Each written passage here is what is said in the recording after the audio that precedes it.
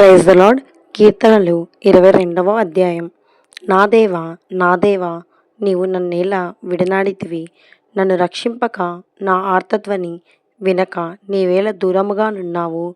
నా దేవా, పగలు నేను మొరపెట్టుచున్నాను, రాత్రివేళను నేను మౌనముగా నుండుటలేదు. అయినను నీవు నాకుత్తరమియ్యకున్నావు.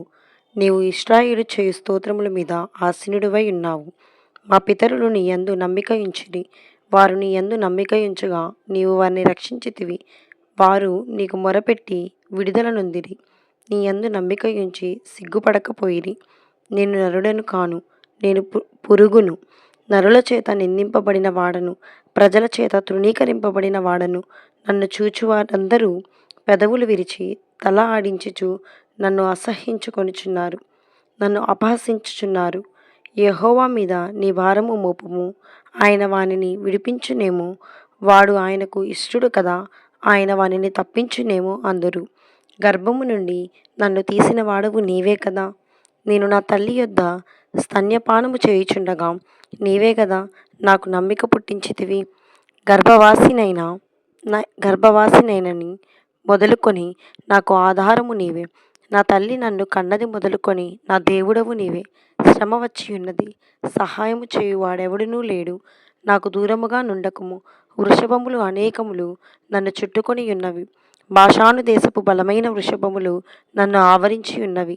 చీల్చుచును గర్జించుచు నుండు సింహము వలె వారు నోలు తెరుచుచున్నారు. నేను నీళ్ల వలె పారబోయబడి ఉన్నాను. నా ఎముకలన్నీయు స్థానము తప్పియున్నవి. నా హృదయము నా అంతరంగమందు మైనము వలె కరిగి ఉన్నది. నా బలము ఎండిపోయి చిల్ల పెంకు వలె ఆయను. నా నాలుక నా దవడను అంటుకొని ఉన్నది. నీవు నన్ను ప్రేతల భూమిలో పడవేసి ఉన్నావు. కుక్కలు నన్ను చుట్టుకొని ఉన్నవి. దుర్మార్గులు గుంపుగూడి నన్ను ఆవరించి ఉన్నారు. వారు నా చేతులను నా పాదములను పొడిచి ఉన్నారు. నా ఎముకలన్నీయు నేను లెక్కింపగలను. వారు నిదానించి నన్ను తేరి చూచుచున్నారు. నా వస్త్రములు వారు పంచుకొనుచున్నారు. నా అంగీ కొరకు చీట్లు వేయుచున్నారు. యెహోవా, దూరముగా నుండకుము. నా బలమా, త్వరపడి నాకు సహాయము చేయుము. ఖడ్గము నుండి నా ప్రాణమును, కుక్కల బలము నుండి నా ప్రాణమును తప్పింపుము. సింహపు నోటి నుండి నన్ను రక్షింపుము. గురుపోతుల కొమ్ములలో నుండి నన్ను రక్షించి నాకు ఉత్తరమిచ్చి ఉన్నావు. నీ నామమును నా సహోదరులకు ప్రచురపరచెదను. సమాజ మధ్యమున నిన్ను స్తుతించెదను. యెహోవా యందు భయభక్తులు గలవారలారా, ఆయనను స్తుతించుడి.